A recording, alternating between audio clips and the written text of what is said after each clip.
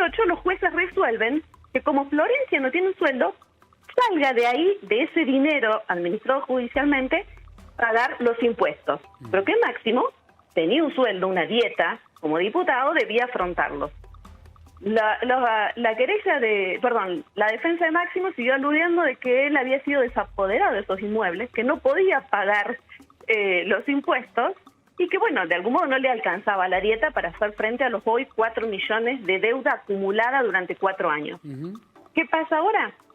Presentan acogerse a un plan de pagos de la AFIP para pagar.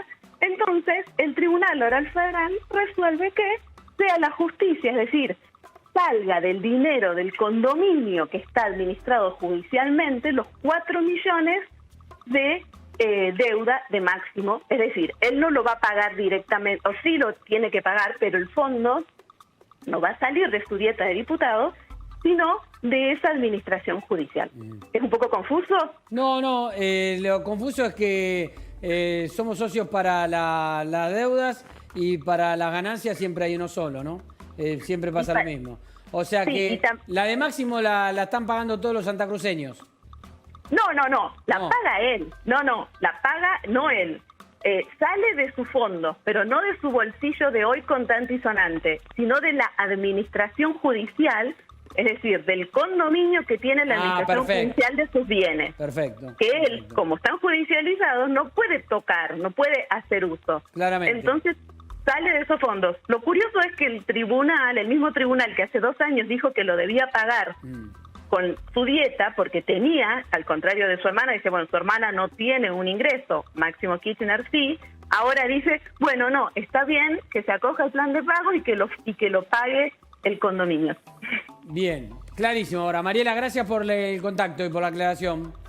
Que esté muy bien, hasta luego. Gracias, Mariela Arias de Santa Cruz. Decíamos, a esta hora está promediando ya el volumen de negociación del sistema cambiario, ¿no? El dólar estaba picando bastante alto, ¿no, sí, Bernardo? Sí, parece que está encontrando el precio que no encontraba en los últimos días, sobre todo el blue, 147 pesos. En torno a ese dinero estamos hablando, está cotizando en este momento con el solidario sin poder hacer operaciones, como venimos ya desde hace más de una semana, un solidario que se ubica en torno a los 131 pesos, pero que no se puede comprar. Lo voy a saludar a Daniel Artana, economista. Daniel, buenas tardes, ¿cómo va? ¿Cómo te va, Fernando? ¿Qué decís? Bien, un placer charlar con vos. Daniel, El placer es mío. Hoy un día medio caliente para el dólar, ¿no? Bueno, después de las regulaciones de la semana pasada, tenemos un mercado medio anormal, porque están adaptándose los sistemas, hubo ahí un cortocircuito entre los bancos, el Banco Central y la ANSES, que aparentemente se ha reparado, y esperemos que para tener una mejor referencia, que esto vuelva a la normalidad. Obviamente que además hay algo más de fondo, de las cuestiones puntuales, instrumentales, que tiene que ver con la decisión de la semana pasada, que fue extremar los controles. A mi juicio generó más desconfianza. Y esto ha generado algunas decisiones de las personas de por ahí retirar depósitos en dólares de los bancos, que está ocurriendo en estos días. Los bancos tienen muchísima liquidez, así que pueden devolver tranquilamente los depósitos, pero bueno, el gobierno a veces quiere reparar un problema y genera otro. Esa es cuando uno no va al fondo de la cuestión, siempre se corre atrás y esperemos que esto se calme definitivamente. Ese es un punto, ¿no? ¿Hay fondos suficientes para devolver los dólares que la gente tiene en los bancos? Mira, los dólares de los bancos que la gente tiene en los bancos en la Argentina, lo que se llama Argentdólares, están depositados en el Banco Central o prestados a exportadores. Hoy está prestado básicamente a empresas exportadoras una tercera parte de los 17.000 millones de dólares, en número redondo, que hay de depósitos privados, un poquito más, si querés, unos 6.000 millones. Sí. El resto está o en liquidez en los bancos o depositado en el Banco Central. Yo creo que, obviamente que te sobra tela para devolver eso, salvo que la gente interprete que el Banco Central va a hacer una locura de manotear esto que llaman encajes de los depósitos en dólares. Yo creo que ese es el temor. Sería una locura. Nunca ha pasado eso en la Argentina, porque sería agarrar plata que es de otro. Claro, pero bueno, en este ambiente de desconfianza, cualquier rumor prende. Entonces, hay formas de sacar esto. Una cosa que podría hacer el Banco Central, obviamente eso le bajaría las reservas que mencionan como brutas, pero todo el mundo hace la cuenta con las reservas netas. Claro. es que estos encajes en realidad no los tenga el Banco Central, que los bancos los pongan todos en conjunto en una cuenta, qué sé yo, en el exterior, fuera de las garras del Estado argentino, y eso a la gente le podría dar tranquilidad, y a los bancos hasta podrían prestar a los exportadores o a algún otro un poco más, porque vos fíjate que en realidad están prestando muy poco de eso, porque justamente están expuestos a estos vaivenes de que la gente un día te saca los depósitos, un día te lo lleva al banco. Es esta reacción de temor que se genera en una economía donde bueno, la situación no está bien y el gobierno toma decisiones raras. Vos fíjate que acá en Argentina, cuanto más te dicen quédate tranquilo, la gente se pone más nerviosa. Eso es lo que hemos conseguido después de años de inestabilidad, y este es un gobierno que no genera tranquilidad, mal que le pese al gobierno y a los que sean, a los que les guste este gobierno. Daniel, la verdad que no genera tranquilidad. Daniel, Guzmán dijo, a ver, ahora te voy a preguntar algo sobre lo de tranquilidad, pero te quería preguntar esto. Guzmán dijo, vamos a achicar la brecha, pero no vamos a devaluar. ¿Cómo se hace eso? Bueno, en realidad se hace o poniendo reservas del Banco Central, que hay pocas, de hecho pusieron muchas, de lo que vinieron haciendo hasta ahora, hasta las medidas de la semana pasada, o se hace generando confianza, que es la forma genuina de hacerlo, o se hace absorbiendo pesos, es decir, dándole a la gente algún incentivo para que esté en pesos y por lo tanto tenga menos incentivo al dólar, lo cual es o suba de tasa de interés o empiezo a retirar parte de los pesos que andan dando vuelta en la economía, que son más de los que la economía necesita para funcionar, me refiero al dinero transaccional. Eso es parte de la cuestión, porque el gobierno habla del problema del dólar y en realidad uno puede hablar de forma alternativa a esto. No es que faltan dólares en Argentina, sobran pesos.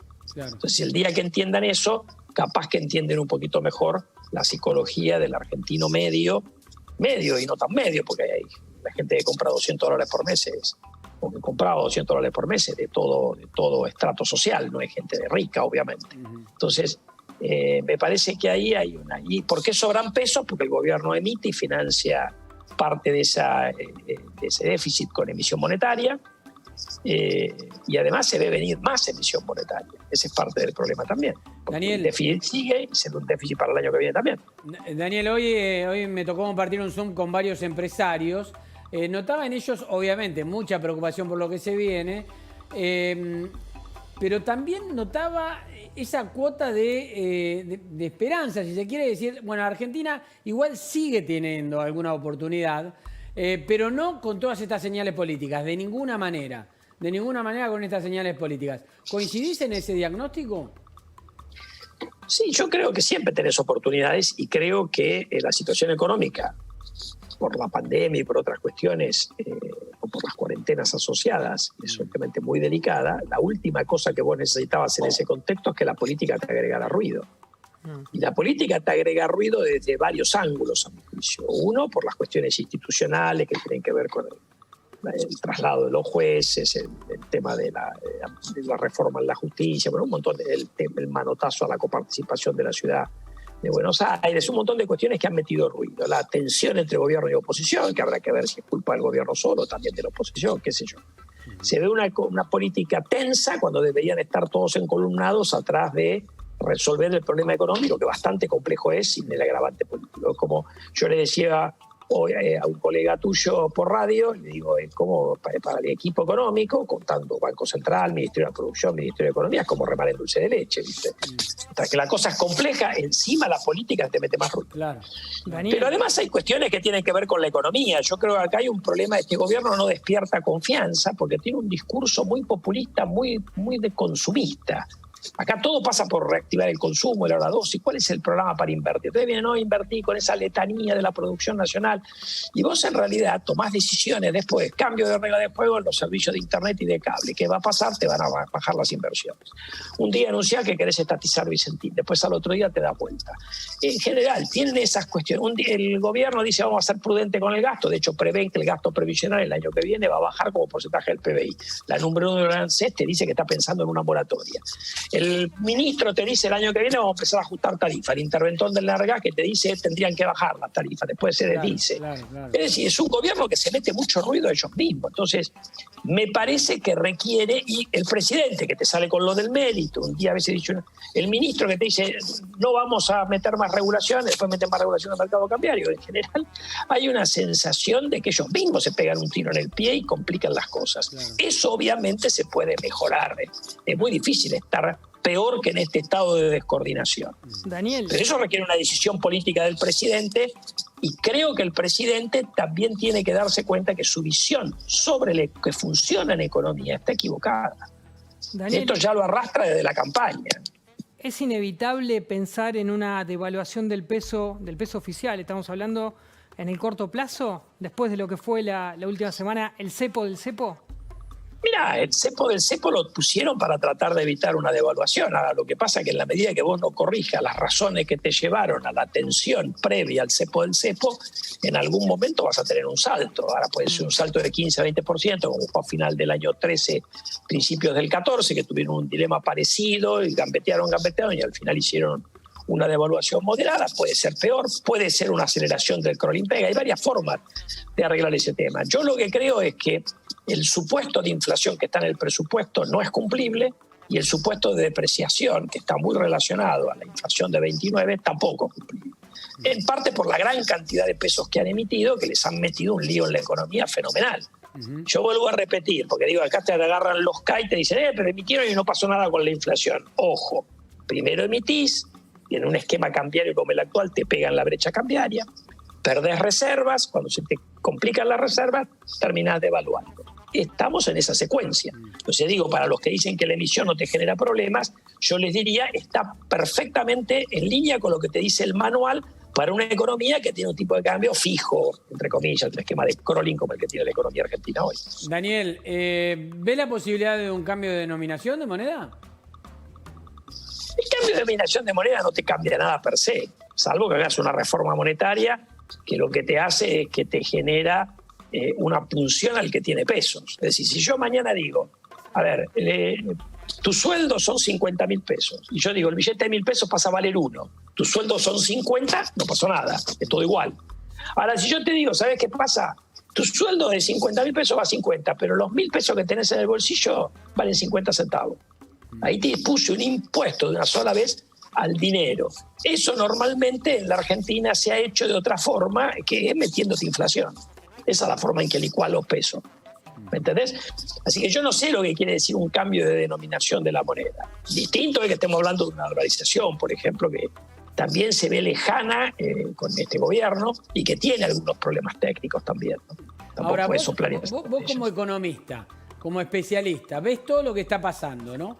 Ves las decisiones que está tomando el gobierno, dejá de lado las señales políticas, que en definitiva eso mueven o no la inversión y la confianza, pero las señales en materia económica concretamente, ¿a dónde nos están llevando?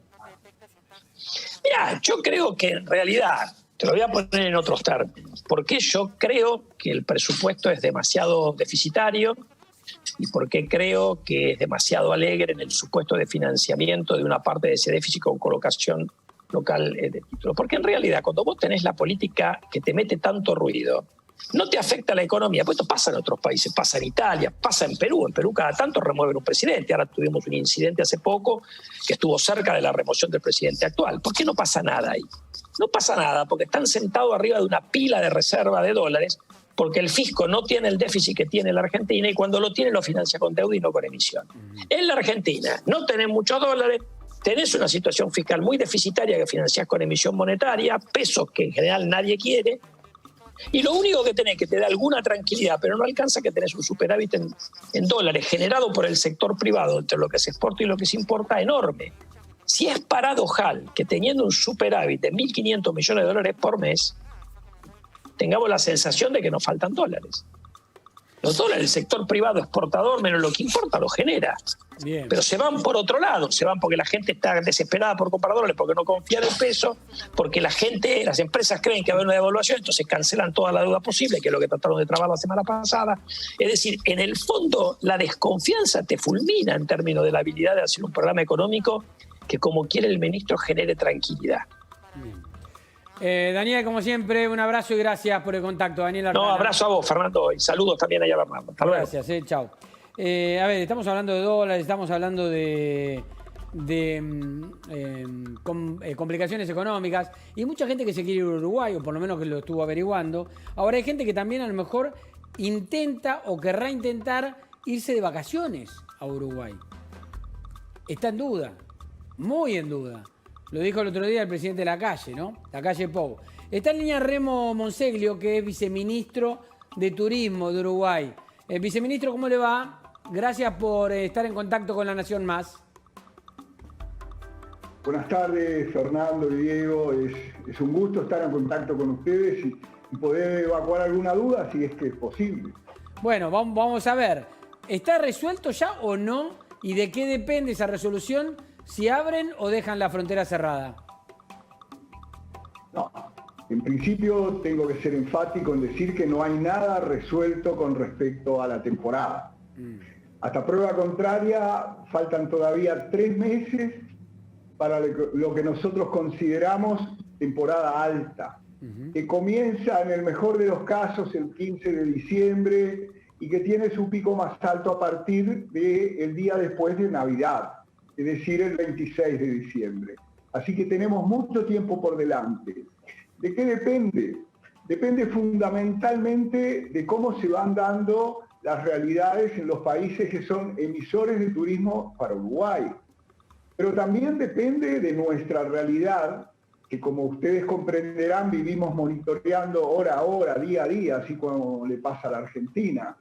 Y por lo tanto, yo en distintas apariciones que he podido hacer en medios de prensa, llamo justamente a la cautela, a decir que todavía falta tiempo, que no es necesario tomar decisiones apresuradas, que se va a poder, sin lugar a dudas, llegar a una cierta normalidad en la medida que seamos cautos, en la medida que vayamos aplicando gradualidad en las decisiones, que por otra parte, si conozco algo a nuestro presidente, la calle Pou, al propio ministro Germán Cardoso, cada una de las acciones que nosotros hemos tomado han sido acciones graduales, que van siempre increyendo en la medida que las condiciones son las adecuadas. Ahora, lo que entiendo es que la decisión depende más de cómo estemos nosotros a cómo estén ustedes. Si usted hace una lectura del día de hoy, le tendría que decir que sí, que nosotros de alguna manera llevamos bastante controlada la situación.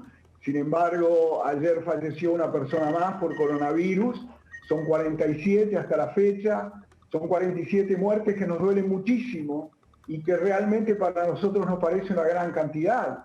Ojalá hubieran podido ser muchas menos. Así que el monitoreo constante que hacemos de nuestro país, de Argentina, de Brasil y de los países de la región, para nosotros sí es importante, pero con una salvedad, fíjese usted.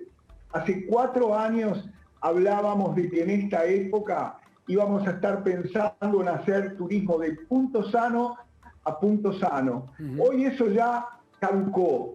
Hoy lo que importa para Uruguay, y me imagino que para cualquier otro país que vaya a recibir turistas, es que nos garanticemos que ingrese a las fronteras y hacia adentro del Uruguay gente probadamente sana, que venga con un PCR negativo y que por el momento, repito, esté sujeta a una cuarentena de 7 días.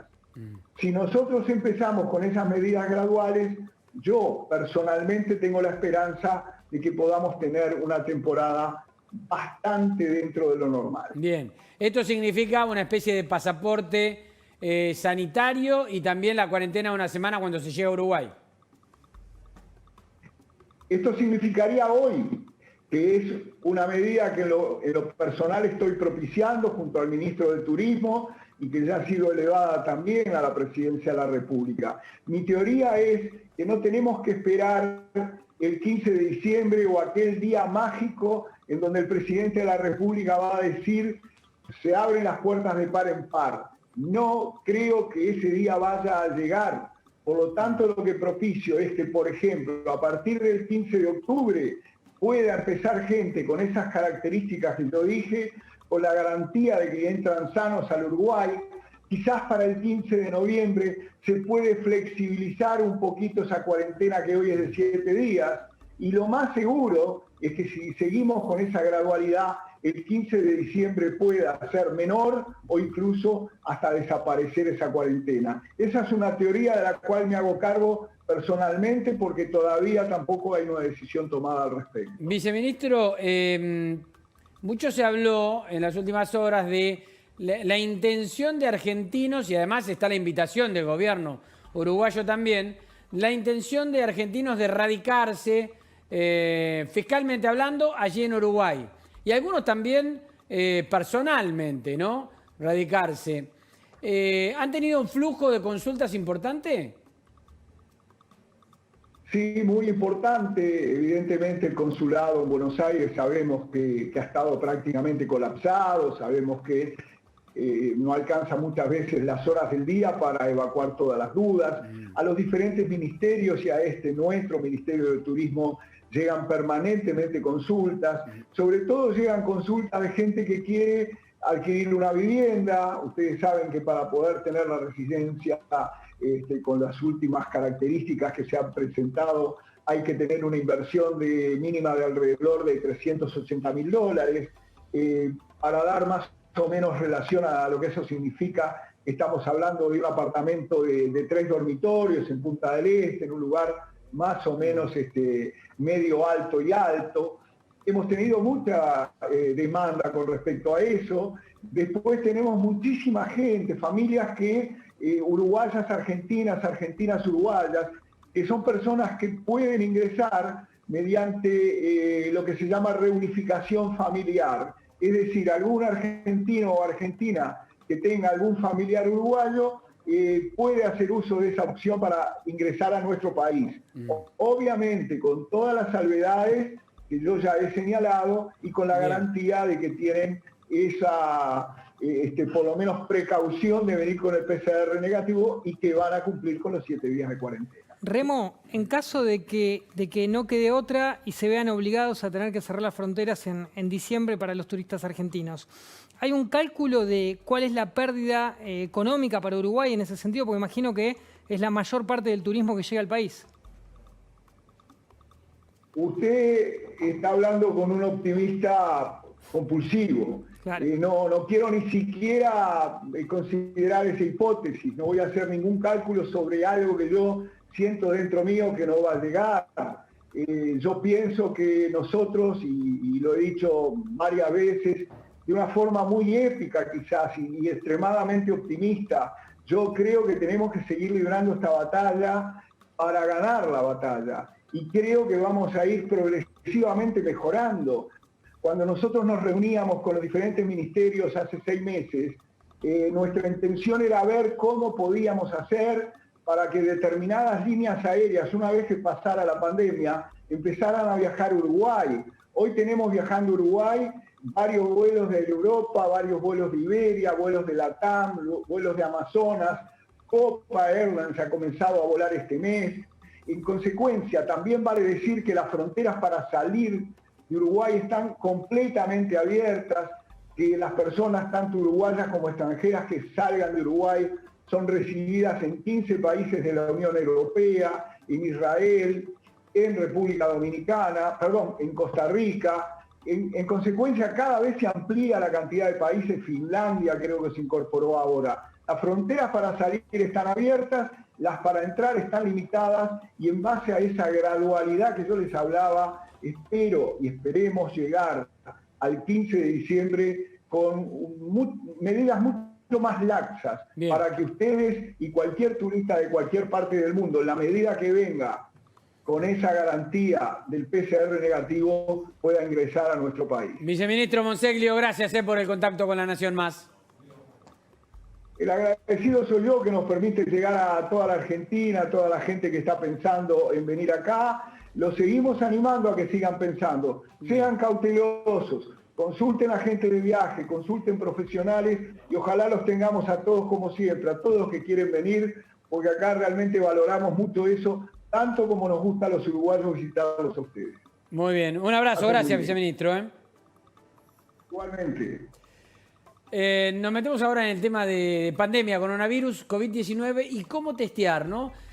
Coinciden muchos epidemiólogos en que la falta de testeo es una de las patas débiles de la mesa de contención de la pandemia en Argentina.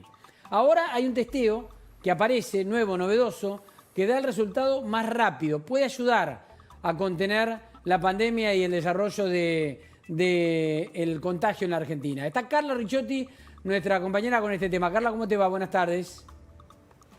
Fernando, ¿qué tal? Buenas tardes. Aquí estamos en el Ministerio de Salud para mostrarles un poco cómo funcionan estos test de antígenos, los test rápidos que en 15-20 minutos nos arrojarían un resultado positivo o negativo. Y para eso estamos con Arnaldo Medina, él es secretario de Calidad del Ministerio de Salud. ¿En qué consisten, Arnaldo? Primero, buenas tardes, gracias por recibirnos aquí en el Ministerio. ¿En qué consisten estos test? ¿De qué manera funcionan? Bueno, estos son test que responden a una nueva tecnología que en la medida que se está implementando en todo el mundo, se empieza a implementar aquí en nuestro país. Lo importante es que son más baratos que digamos, el test más tradicional, el gold standard, que es la PCR real time, y son mucho más rápidos. Es decir, claro, es un test que busca, después de hacer un hisopado en la fosa nasal, busca el antígeno del virus, es decir, la proteína de superficie. El resto de los test lo que buscan generalmente es el ADN, ¿no? La reacción es muy rápida, es decir, luego del hisopado, el hisopo se incluye en un tubo, solamente unas gotas de una solución que se agregan adentro del tubo y después... A ver, podemos ir mostrando mientras cómo se hace el test del hisopado. Acá hay un técnico que nos puede mostrar, bueno, desde el punto cero, ¿no? Desde abrir para ver cómo funciona todo el kit. Perfecto, de paso repasamos lo que es llevar adelante el hisopado, ¿no? Es decir, para llevar adelante el hisopado se requieren condiciones de bioseguridad que son mínimas, pero que obviamente lo que se busca es evitar la contaminación. Una vez obtenido el hisopo con la muestra, se agrega adentro de el tubo y allí se produce la incorporación de una solución. Bueno, aquí el técnico lo que está haciendo es retirar el hisopo, para comenzar con el hisopado. Por supuesto que esto es una simulación, siempre lo que se busca es que no haya personas cerca, ¿no? Para evitar la contaminación. Allí se busca en la fosa nasofaringea obtener el material de la mucosa. Una vez obtenido, se introduce en el tubo el hisopo. Y eso es después lo que va a la tirita reactiva, ¿no es cierto? Exacto. Que nos va a marcar si es positivo o negativo. Exacto. Es para detectar si tiene coronavirus en ese momento la persona o si tuvo, no es como el serológico. No, en ese momento, no es como el serológico. Si está contagiado en ese momento. El serológico busca anticuerpos. ¿Y a quiénes se les va a poder aplicar? ¿Con quiénes se va a poder usar este test? Bueno, esto es muy importante, ¿no? No es para todos los casos, es para aquellos casos que son sintomáticos y leves. Sintomáticos y leves. Ahí estamos viendo cómo en la tira reactiva, una vez que se saca una tapa que tiene el tubo, se agregan las gotas de la solución que ha entrado en interacción con el hisopo, con el material, y allí se espera la reacción. Es como un EVA-test, ¿no? Digamos, que es más conocido por todo el público. Allí hay que esperar unos minutos hasta tanto nos da el resultado. A partir de los 6 minutos ya puede darnos el resultado. Y lo que planteamos es que esto hay que hacerlo en condiciones de bioseguridad mínimas, es decir, no es necesario un laboratorio. Esto creo que es una diferencia muy importante. Generalmente, los test por PCR real time necesitan condiciones de bioseguridad muy importantes. Carla, dentro de una campana que se conoce como campana Fernando, de flujo, dentro de un laboratorio. No. Y requiere también aparatos sofisticados. Fernando, quería que le traslades, por favor, al doctor. ¿Qué diferencia hay entre ese y el que al que se le aplica la gotita de sangre? Porque también está la tirita esa que en vez de recibir la mucosa, recibe la gotita de sangre. ¿Cuál es la diferencia entre uno y otro? ¿Qué diferencia hay, pregunta Fernando Carnota, entre este test y el que se le aplica también en esta tira reactiva, la gotita de sangre? ¿Qué tal, Fernando? Bueno, es muy importante, ¿no?, la diferencia. En este caso estamos buscando el virus, es decir, estamos buscando si la persona está infectada o no, ¿no?, y está desarrollando la enfermedad. En el caso de la gotita de sangre, es un test serológico que lo que uno busca es anticuerpos, es decir, la reacción que ha tenido el organismo a ese virus, a ese antígeno, que se manifiesta por anticuerpos que circulan en el plasma, en la sangre. Entonces, la información que nos da un test serológico es que la persona cursó la enfermedad, es que ya la tuvo. Claro. En este caso, lo que estamos diagnosticando es que la persona está cursando en este momento la enfermedad. Bien, perfecto. ¿Y dónde se van a clarísimo. estar usando estos test? Bueno, ¿Y a partir de cuándo, por último? esto, bueno, ya se empezó a utilizar en nuestro país. Ya a partir de la semana que viene se traslada a la mayoría de las provincias en la Argentina. Ayer se hizo una prueba en 2 municipios, en Quilmes y en Florencio Varela, con más de 110 pacientes, y arrojó 19 positivos. Y esto va a permitir que en lugares muy alejados, donde por los traslados le queda lejos el laboratorio donde hacen las PCR, se puedan hacer los diagnósticos allí en ese lugar, y fundamentalmente en los operativos de rastreo que se van multiplicando por todo el país, que se van a intensificar indudablemente con esta nueva técnica. Allí en el lugar, in situ, van a poder hacer el diagnóstico, y eso va a permitir que no solamente la persona tenga la confirmación inmediatamente, sino que se puedan adoptar las medidas de aislamiento con mucho más eficacia, ¿no? Y Muy con mucho más potencia que esperando resultado hipotético, ¿no?, a veces en la casa y esperando a ver qué ocurre. Claro, muchísimas gracias, No, Medina, gracias a ustedes. muy amable. Bueno, Fernando, test que ya están en funcionamiento entonces, y súper rápido, nos decía recién, mínimo 6 minutos, bueno, ahora en 6 minutos podría llegar a empezar a verse la reacción en esta tirita, y después en aproximadamente unos 15 ya tener la confirmación de si alguien es positivo o negativo. Bien, perfecto. Carla, gracias. Hasta luego.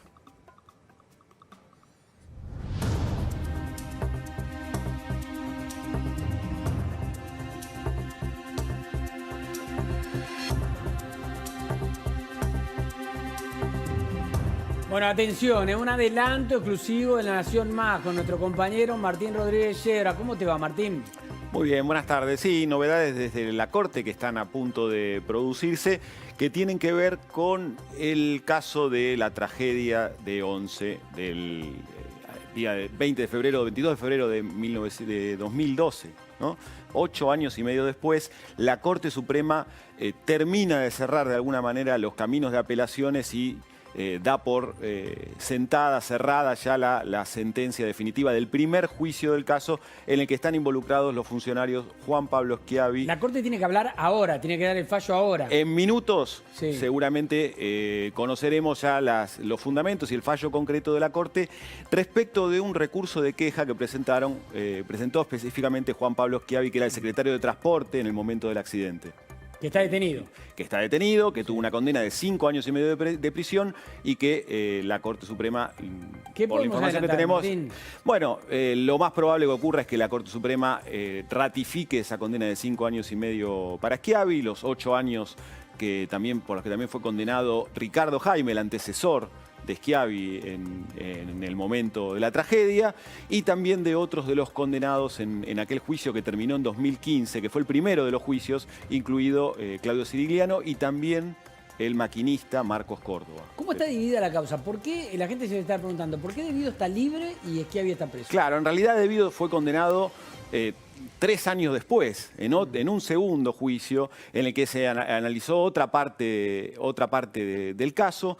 Debido fue condenado no por el estrago, digamos, por las muertes, para hacerlo más simple, para hacer más simple la explicación, sino por administración fraudulenta, por la forma en que de alguna manera se manejaron los subsidios y la falta de control que hubo sobre el tren Sarmiento que terminó en la tragedia. Entonces, Debido está condenado, simplificando, por corrupción y no por las muertes, y eso ocurrió en un juicio posterior que no es objeto de este análisis que hoy tiene la Corte. Una Corte sobre la que están puestos todos los focos por otros casos, ¿no? En estos días, de alguna manera, el tema, sobre todo, de la disputa judicial entre el gobierno y un sector de la justicia, y que tiene que resolver el martes, muy probablemente, la Corte, es un tema excluyente. Bueno, la Corte, en este caso, probablemente tenga una posibilidad de tomar una resolución un poco menos conflictiva, porque no hay duda de por dónde iría el fallo, ¿no? ¿Este adelanto debería conocerse hoy, Martín? Esto es cuestión de minutos que la Corte emita ya definitivamente esa resolución respecto, insisto, de los recursos de queja que le han llegado sobre una condena que ya está firme, ¿no? Una condena que está firme, que ha pasado durante los últimos 5 años y medio por todas las instancias judiciales. Que también es un dato para consignar, ¿no? En esta Argentina donde siempre es tan complejo llegar a una condena firme y definitiva en un caso que tiene la corrupción como protagonista, ¿no? Cerrar definitivamente un tema. El adelanto de Martín Rodríguez Llobera. Gracias, Martín. A vos. Chao, hasta luego. Hacemos una pausa, ya venimos.